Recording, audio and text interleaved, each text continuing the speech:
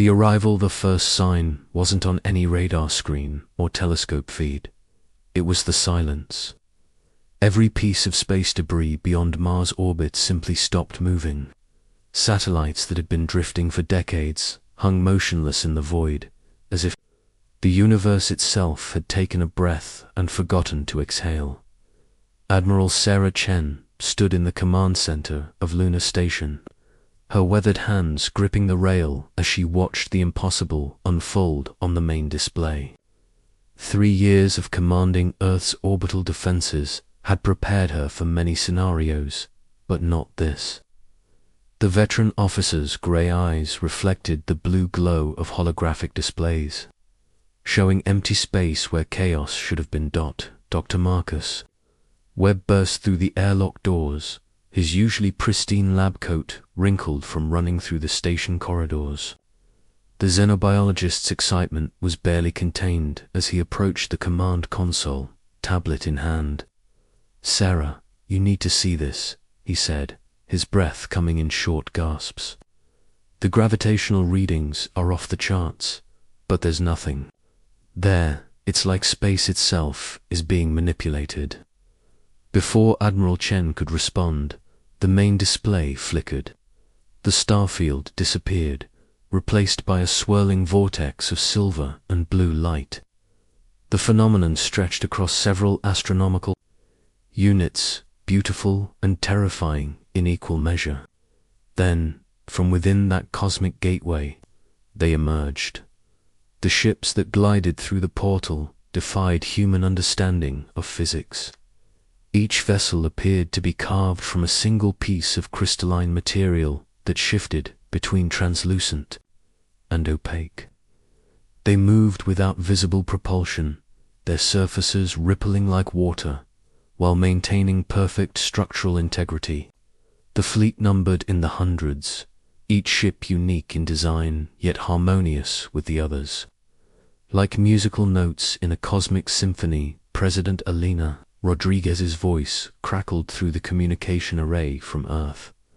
Her usually steady tone carried an edge of controlled panic. "Admiral Chen, please tell me you're seeing this too, and that our defense systems haven't been compromised." "Ma'am, our systems are functioning normally," Chen replied, never taking her eyes off the alien fleet. "But I'm afraid this is very real. The vessels are maintaining position at the edge of our solar system, showing no aggressive movements. The alien ships arranged themselves in a perfect sphere around the solar system, each maintaining precise distances from the others. There was no hurried positioning, no tactical maneuvering. They simply took their places with the patience of beings who had all the time in the universe." Dr. Webb was frantically taking readings, his instruments struggling to make sense of the energy signatures. "Their technology is beyond anything we've theorized," he muttered, adjusting his equipment. "They're not just using energy we don't understand. They're manipulating fundamental forces in ways that should be impossible." Then came the message.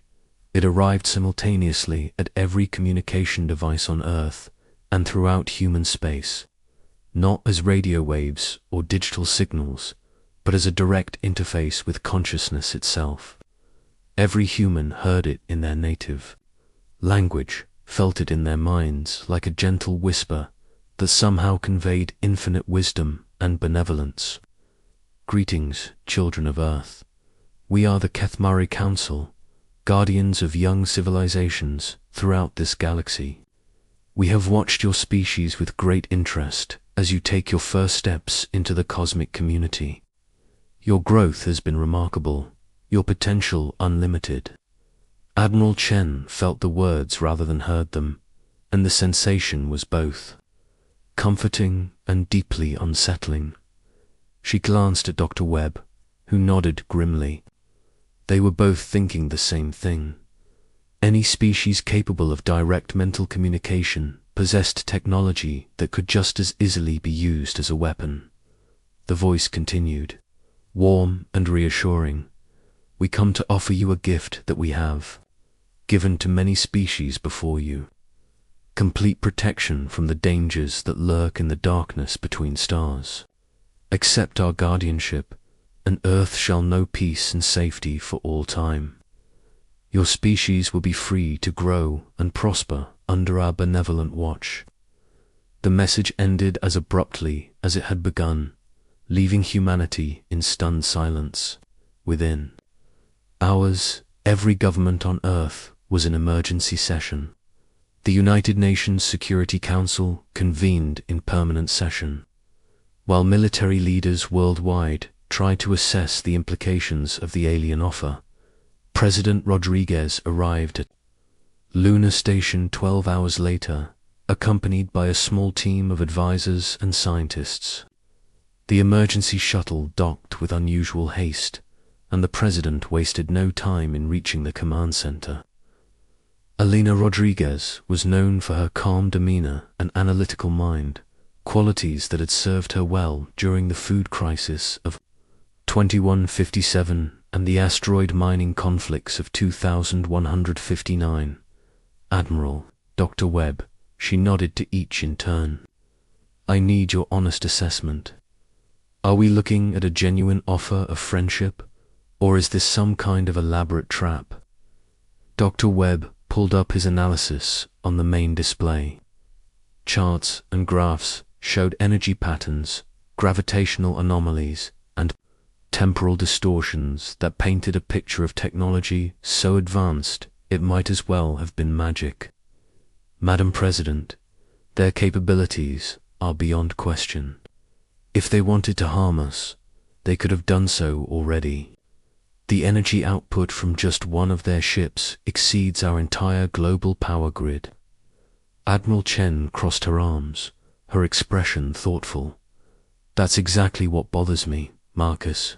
Nobody offers something for nothing, especially not protection. On this scale, what aren't they telling us? Over the next week, representatives from every major nation arrived at Lunar Station. The alien fleet remained motionless, patient, waiting for humanity's response. During this time, the Kethmari Council sent additional messages, each one reinforcing their benevolent intentions and the benefits of their protection. They spoke of worlds they had saved from cosmic disasters, species they had guided through, technological adolescence, and civilizations that now thrived under their guardianship. The messages included images of beautiful worlds where alien species lived in apparent harmony, their cities gleaming with advanced technology and their people seemingly at peace. But Admiral Chen couldn't shake her unease. She had spent her career studying military strategy and threat assessment, and something about the Kethmari offer didn't add up.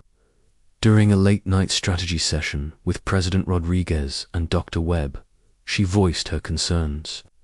Look at their formation, she said, pointing to the tactical display showing the alien fleet's positions. They're not arranged for protection or peaceful observation. This is a blockade formation designed to control access to and from our solar system. Dr.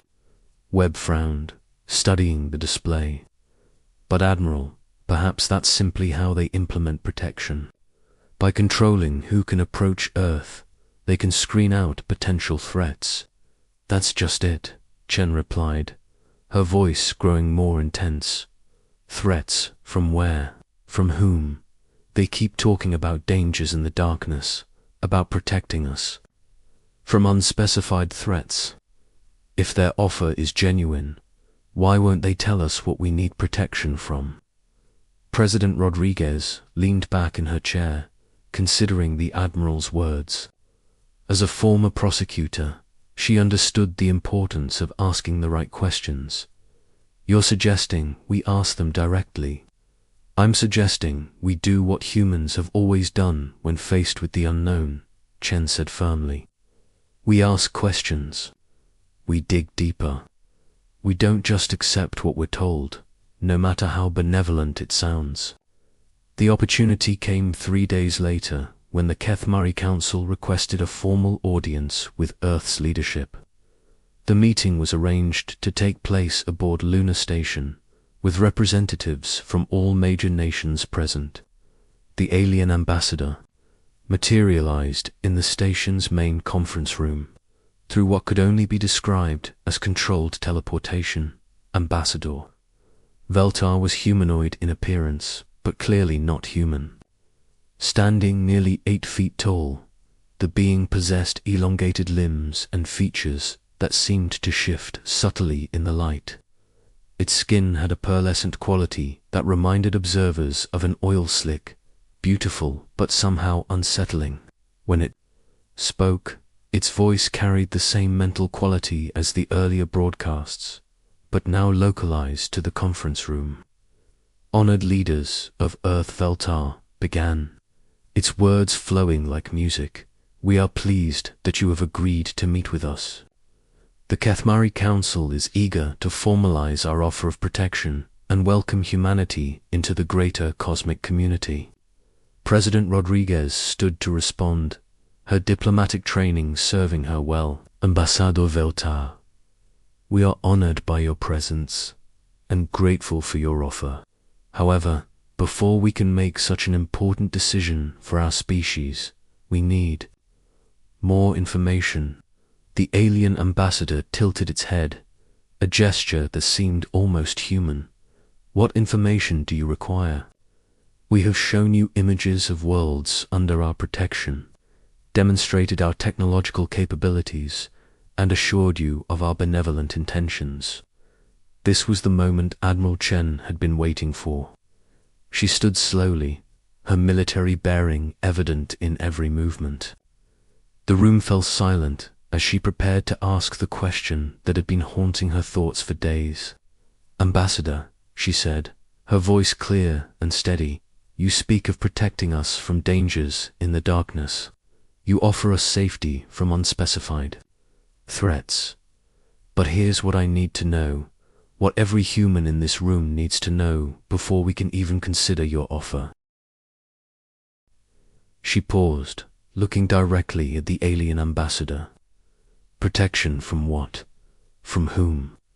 What is this threat you're so eager to save us from? The silence that followed was deafening. For the first time since their arrival, Ambassador Veltar seemed uncertain. The pearlescent skin flickered through several color variations, and when the being finally spoke, the mental voice carried a new quality, hesitation. The cosmos is full of dangers, Veltar said carefully. Rogue civilizations, cosmic phenomena, species that do not share our commitment to peace and order. We protect against chaos. Admiral Chen pressed forward. That's not an answer, Ambassador. That's a deflection. If you want us to surrender our independence to your protection, we need specifics. What exactly are you protecting us from? Admiral Chen, President Rodriguez said softly, but Chen held up a hand. No, Madam President, this is the most important question our species has ever asked. We deserve a real answer. The color fluctuations in Veltar's skin became more pronounced. Some threats are difficult to explain to younger species. Your understanding of cosmic politics is limited. Trust in our wisdom and experience. Dr. Webb leaned forward, his scientific curiosity overriding diplomatic protocol. Ambassador, with respect, we're not children. We've developed space travel, artificial intelligence, and quantum computing. Surely we can understand whatever threat justifies permanent guardianship. The alien ambassador was quiet for a long moment, and when it finally spoke, its voice carried an edge that hadn't been there before. Very well. There are those in this galaxy who would interfere with your natural development. Species that believe younger civilizations should not be guided, should not be protected. They seek to prevent the peace and order that we bring. Admiral Chen felt a chill run down her spine. You're talking about other aliens, other species who oppose what you do. Misguided species who do not understand the necessity of our work, Veltar confirmed. They would leave you vulnerable, unprotected, to face the chaos of unguided development. The implications hit everyone in the room simultaneously. The Kethmari weren't offering protection from some cosmic disaster or rogue asteroid. They were offering protection from other aliens who opposed their protection of younger species. President Rodriguez stood slowly. Ambassador, are you telling us that your protection is actually choosing sides in some kind of galactic conflict? Veltar's form seemed to solidify, becoming more imposing.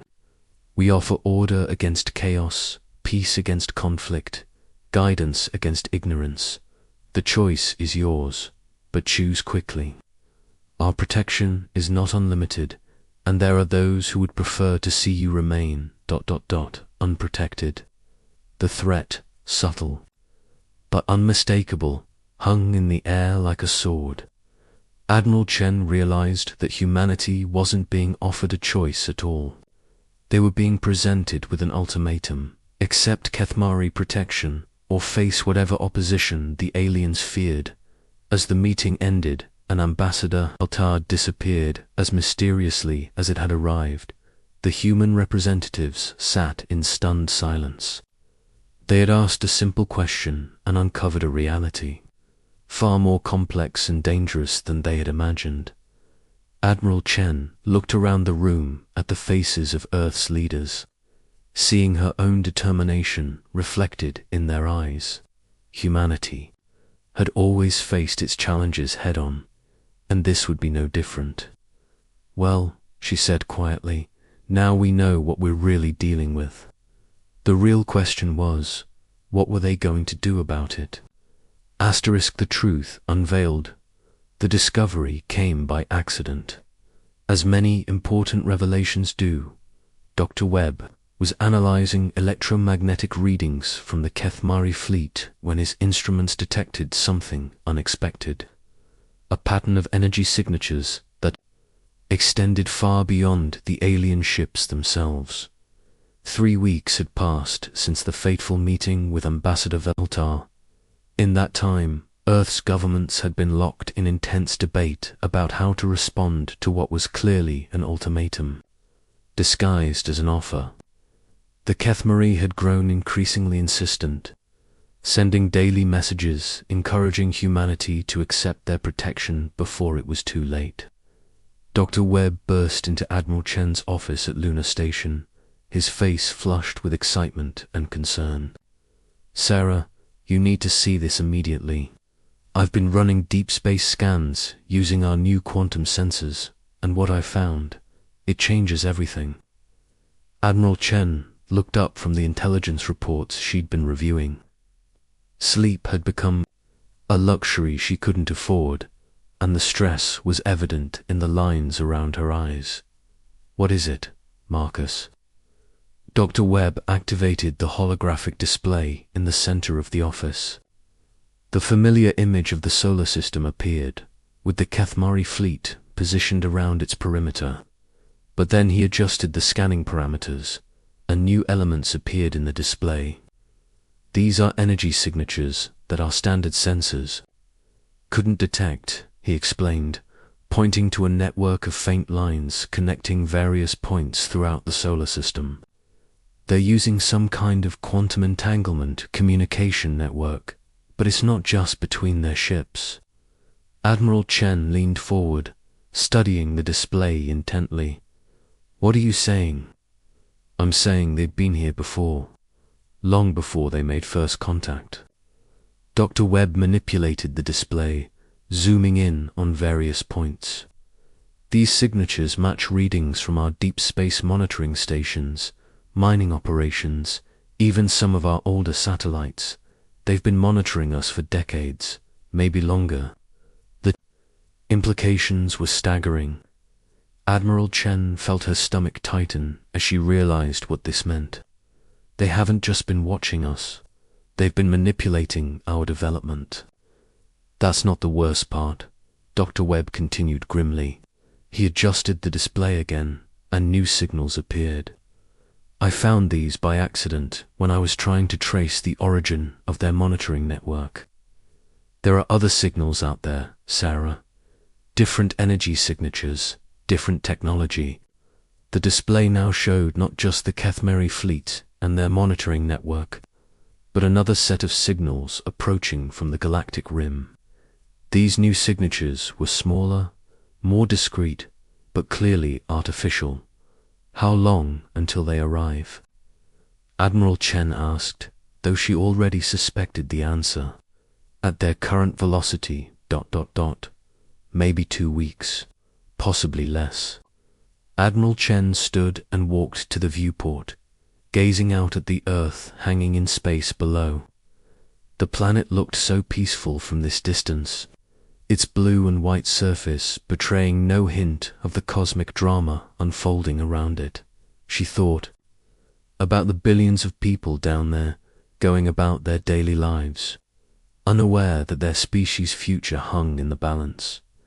We need to call an emergency session, she said, finally. Every world leader, every military commander, every scientist who's been working on this problem. It's time they knew what we're really facing. The emergency session convened 8 hours later. President Rodriguez had returned to Lunar Station, along with Prime Minister Chen Wei of the Asian Coalition, President Okafor of the African Union, and Chancellor Mueller of the European Federation. Military leaders from every major power were present, either in person or via secured quantum communication. Dr. Webb presented his findings to the assembled group, his voice steady despite the magnitude of what he was revealing. When he finished, the room erupted in angry voices and desperate questions. How long have they been spying on us? Demanded General Morrison of the North American Defense Force.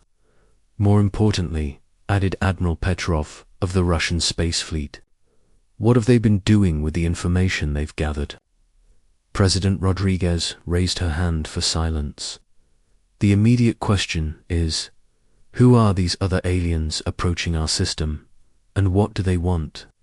As if summoned by her words, every communication device in the room activated simultaneously. But this time, the mental voice that reached them was different from the Kethmari's smooth, paternalistic tone. This voice was harder, more direct, carrying an undercurrent of urgency. People of Earth, we are the Zarkathi Liberation Front.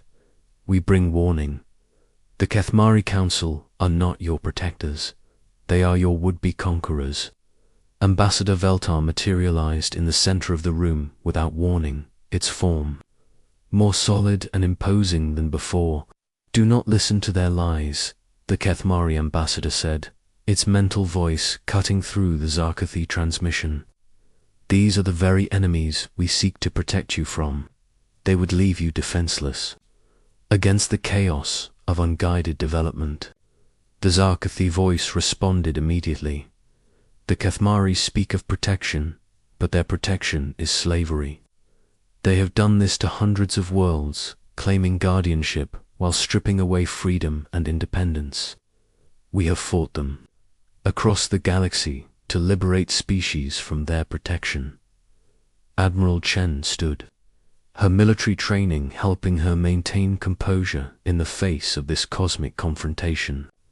Enough, she said firmly. Both of you, we're not choosing sides in your war without understanding what we're choosing between. She turned to Ambassador Veltar. You've been monitoring us for decades without our knowledge or consent. That's not the behavior of benevolent protectors. The Kethmari ambassador's form flickered. Observation was necessary to determine your species' readiness for guidance. We have watched over your development, preventing catastrophes you never knew threatened you. What catastrophes? President Rodriguez demanded. Be specific. Asteroid impacts that would have devastated your world. Solar flares that would... have destroyed your technology. Rogue artificial intelligences that could have ended your civilization. Veltar's voice carried a note of pride, all prevented by our subtle intervention. Dr. Webb pulled up historical data on his tablet. The asteroid that mysteriously changed course in 2151. The solar storm that should have hit us in 2154 but somehow dissipated. The AI research facility that suffered that unexplained power failure in 2156. All are doing, Veltar confirmed. We have been your silent guardians, protecting you. From yourselves and from external threats. The Zarkathi voice interjected. Protection you neither requested nor consented to. The Kethmari decide what is best for every species they encounter, then force their protection upon them.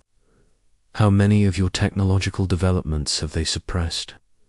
How many discoveries have they prevented because they deemed them to? Dangerous. A chill ran through the assembled human leaders. They began to remember research projects that had mysteriously failed, scientific breakthroughs that had never quite materialized, promising technologies that had somehow never worked as expected. Admiral Chen felt the pieces falling into place. You've been holding us back, keeping us dependent. We have been keeping you safe, Veltar insisted. Left to your own devices, younger species inevitably destroy themselves. We prevent this tragedy by providing guidance and protection at the cost of freedom, the Zarkathi voice replied.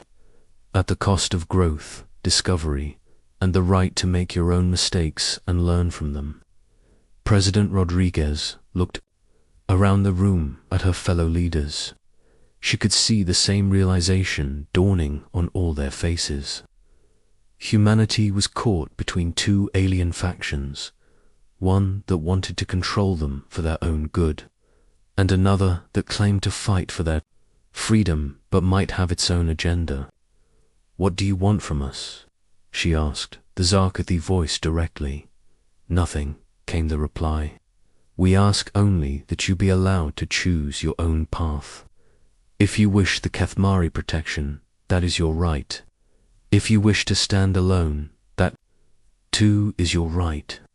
But the choice should be yours, made with full knowledge of the consequences. Ambassador Veltar's form became more solid, more threatening. The Zarkathi offer you nothing but chaos and destruction. Without our protection, your species will face threats you cannot imagine. Solar radiation that will sterilize your world. Hostile species that will enslave or destroy you.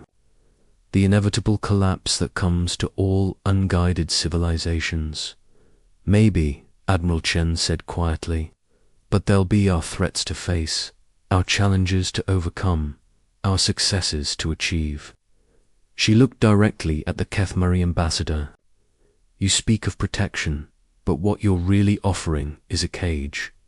A very comfortable cage, but a cage nonetheless. The alien ambassador's color fluctuations became agitated. You do not understand the magnitude of what you are rejecting.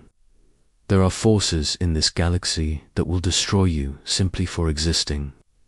The Kethmari Council has maintained peace and order for millions of years. Whose peace? Dr. Webb asked. Suddenly, whose order? You talk about preventing chaos, but chaos for whom? For you, because free-thinking species don't fit into your carefully ordered galaxy. The silence that followed was telling. When Veltar spoke again, the benevolent mask had slipped entirely. Order is necessary. Guidance is essential. Younger species cannot be trusted to develop responsibly. We have seen too many worlds burn because of uncontrolled advancement, and we've seen too many species reduced to pampered pets in Kethmari preserve worlds. The Zarkathi voice responded. Kept safe, kept ignorant, kept dependent. President Rodriguez stood and looked around the room at her fellow leaders.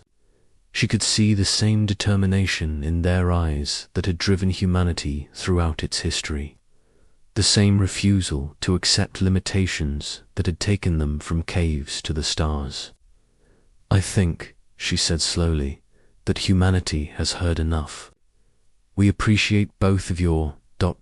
perspectives, but we've made our decision." Ambassador Veltar's form solidified completely, becoming more alien and intimidating than before. "Choose carefully, humans. Our protection can be withdrawn as easily as it is given. Without us, you will face the consequences of your independence alone."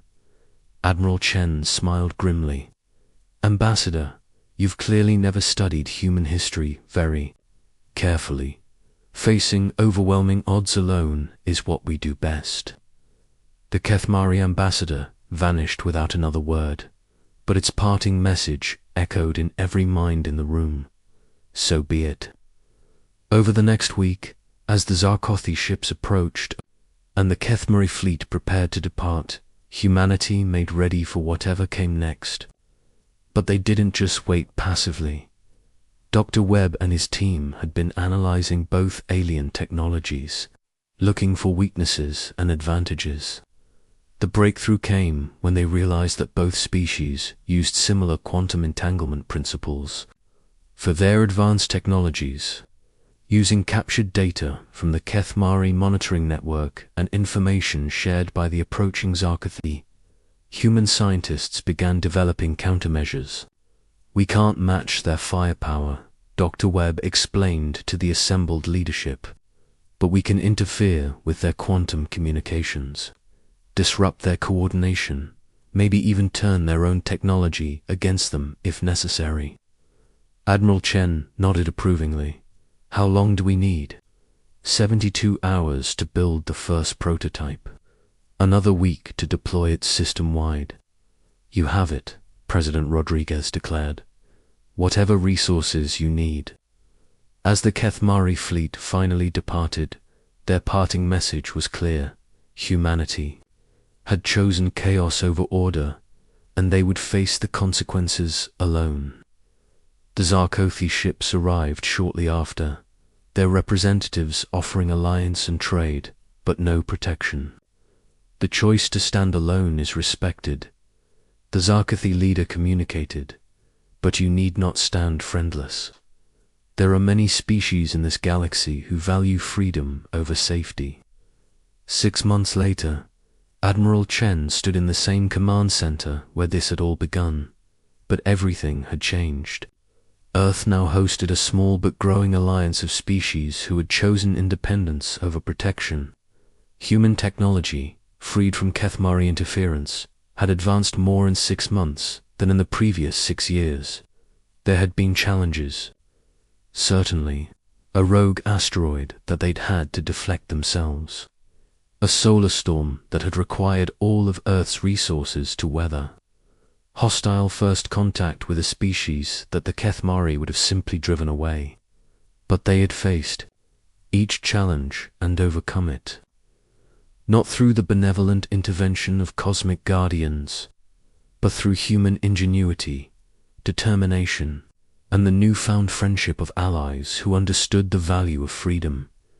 Dr. Webb joined her at the viewport, looking out at the bustling traffic of ships from a dozen different worlds. "Any regrets?" he asked. Admiral Chen thought about the question seriously. They had chosen a harder path, certainly, a more dangerous one, but it was their path, chosen freely, with full knowledge of the consequences. "None," she said finally. "We asked one simple question, and it changed everything. Sometimes the most important thing you can do is ask why." Outside the viewport, Earth continued its ancient rotation, its people free to make their own mistakes, achieve their own victories, and write their own destiny among the stars. And in the end, that freedom was worth any price they might have to pay. The universe was vast and dangerous, full of wonders and terrors beyond human imagination. But Humanity would face it all on their own terms, as they always had. After all, that's what humans do best.